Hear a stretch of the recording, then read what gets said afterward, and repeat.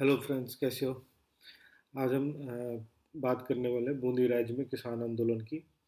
और बूंदी राज्य में किसान आंदोलन थे वो बरड़ का किसान आंदोलन इसमें एक मुख्य है। और एक बूंदी में गुर्जरों का आंदोलन भी उस समय पर चला था। तो इन दोनों को हम देखेंगे। दोस्तों, उससे पहले हम देख लेते हैं राजस्थान का ये मैप है। इसमें जो है ये बूंदी का क्षेत्र है। दोस्तों, ये बूंदी आज की डेट में राजस्थान का ज़िला है और ये बूंदी का क्षेत्र है। ये पहले अलग से ही एक राज्य था। देशी रियासतों में इसकी गिनती होती थी। अब हम देखते हैं दोस्तों, ये बूंदी का जो है तहसील मैप है, ये ज़िले का पूरे का मैप है। इसमें 5 तहसील बूंदी की दिखाई गई हैं। इसमें ये बूंदी तहसील है, ये हिंडोली है, ये नैनवा है, ये केसरो पैटर्न है, ये इंदरगढ़ है। दोस्तों, जो बरड़ क्षेत्र है वो इस क्षेत्र की हम बात कर रहे हैं जहाँ पे ये बरड़ का किसान आंदोलन चला था। इस क्षेत्र को हम इसमें देखेंगे। तो ये क्षेत्र दोस्तों भीलवाड़ा से लगा हुआ क्षेत्र है। और भीलवाड़ा का जो बिजौलिया था वो ये जो इस डॉट है ये बिजौलिया का क्षेत्र था। और दोस्तों, इस बिजौलिया के क्षेत्र में ही बिजौलिया का किसान आंदोलन चला था।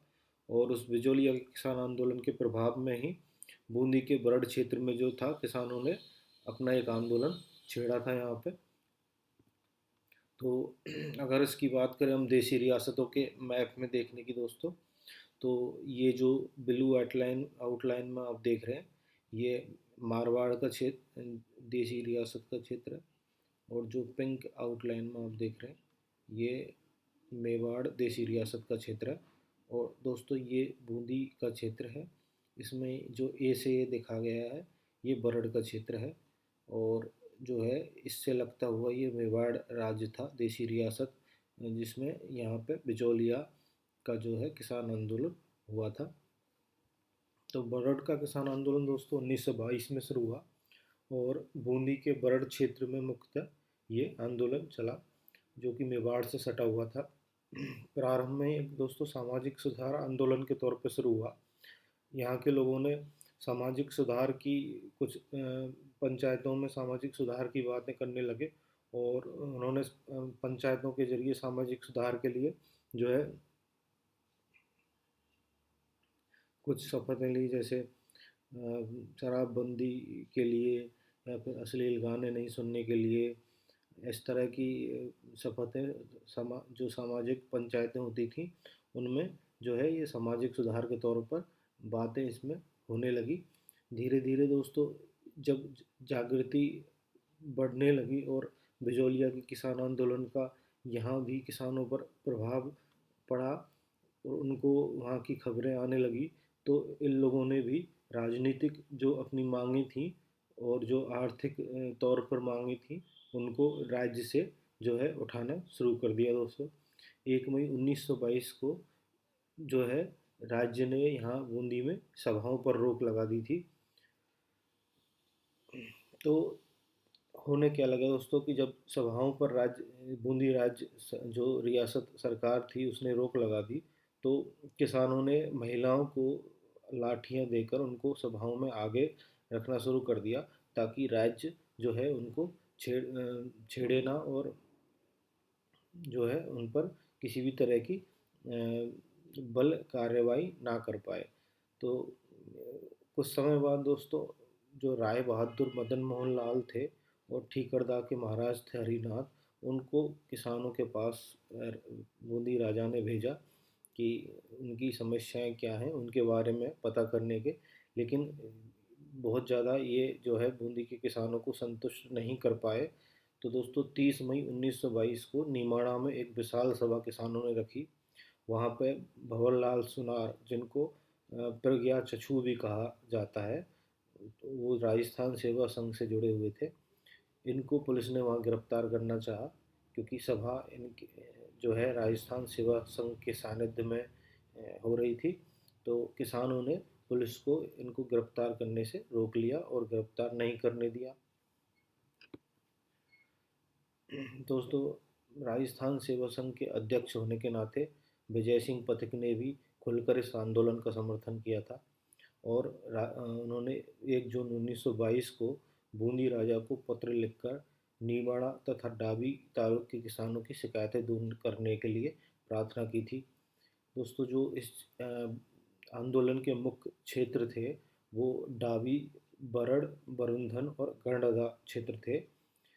राजस्थान सेवा संघ के रामनारायण चौधरी और सत्य भक्त जो है यहाँ पे ऑब्जर्वर के तौर पे राजस्थान सेवा संघ ने इनकी तैनाती बूंदी के किसान आंदोलन में की थी। दोस्तों, इन्होंने बूंदी राज्य में स्त्रियों पर अत्याचार के एक टाइटल से एक पैम्पलेट छपवाया था। क्योंकि उस समय क्या हुआ था, जब स्त्रियों को किसान आगे रखने लगे सभाओं में, तो धीरे धीरे राज्य भी बल कार्रवाई जो है करने लगा। और कई बार यहाँ पे जो है राज्य की बल कार्रवाई में स्त्रियां भी घायल हुई थी। तो उस विषय पर रामनारायण चौधरी ने पंपलेट छपवाया था, बूंदी राज्य में स्त्रियों पर अत्याचार। 11 जून 1922 को दोस्तों बिजोलिया में किसान आंदोलन में समझौता हुआ था एक। और ये समझौता जो एजीजी राजपूताना थे, रॉबर्ट हॉलैंड, उसकी जो है देख रेख में और अगुवाई में ये समझौता हुआ था। दोस्तों, इसमें किसानों की, बिजोलिया के किसानों की तरफ से माणिकलाल वर्मा और रामनारायण चौधरी शामिल थे। तो इस समझौते के तहत दोस्तों ये तय किया गया कि 2-3 वर्षों में एक तो जो फसल की लगान है वो जीन्स में देने के बजाय नकदी में बदल दी जाएगी, और उसको स्थायी या तय कर दिया जाएगा कि इतने रुपए देने होंगे। साथ ही साथ जो बिजोलिया किसान आंदोलन के गिरफ्तार बंदी थे उस टाइम तक, उन सबको भी इस समझौते के तहत रिहा कर दिया था। और जो कई तरह के लाग बाग भी थोड़ा इसमें हटा दिए गए थे। तो उससे जो है बूंदी के किसानों को बहुत प्रोत्साहन मिला दोस्तों इस समझौते से, और उनका जोश और बढ़ गया। और जो है आगे फिर 14 नवंबर 1922 को जो राजस्थान सेवा संघ की हाड़ौती शाखा के अध्यक्ष से बनाए गए थे नैनूराम शर्मा को, उनको जो है दोस्तों पुलिस ने गिरफ्तार कर लिया था। तो किसानों में और आक्रोश बढ़ गया तथा उन्होंने करबंदी और असहयोग का जो है ऐलान कर दिया, अर्थात कर नहीं देंगे। साथ ही साथ उस समय भारत में चल रहा था असहयोग आंदोलन राष्ट्रीय स्तर पर। तो किसानों ने करबंदी सहित असहयोग करने की जो है घोषणा कर दी।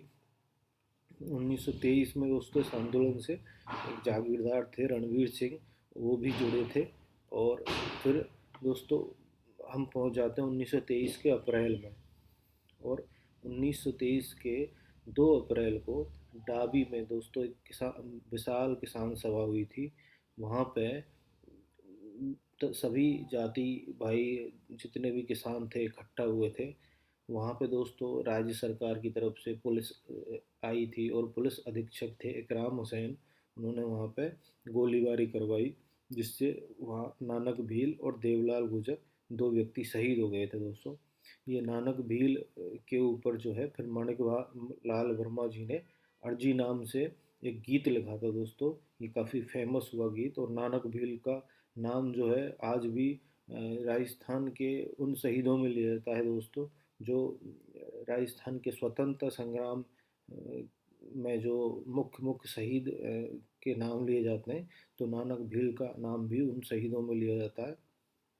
राजस्थान सेवा संघ के जो और प्रमुख कार्यकर्ता थे इस आंदोलन से जुड़े हुए, उनमें विजय सिंह पथिक जी थे, रामनारायण चौधरी, हरिजी ब्रह्मचारी, सत्य भगत थे, अंजना देवी चौधरी थी, ये रामनारायण चौधरी जी की धर्मपत्नी थी, केसरी सिंह बारहट, गोरीलाल घड़ीसाज भी इसमें शामिल थे।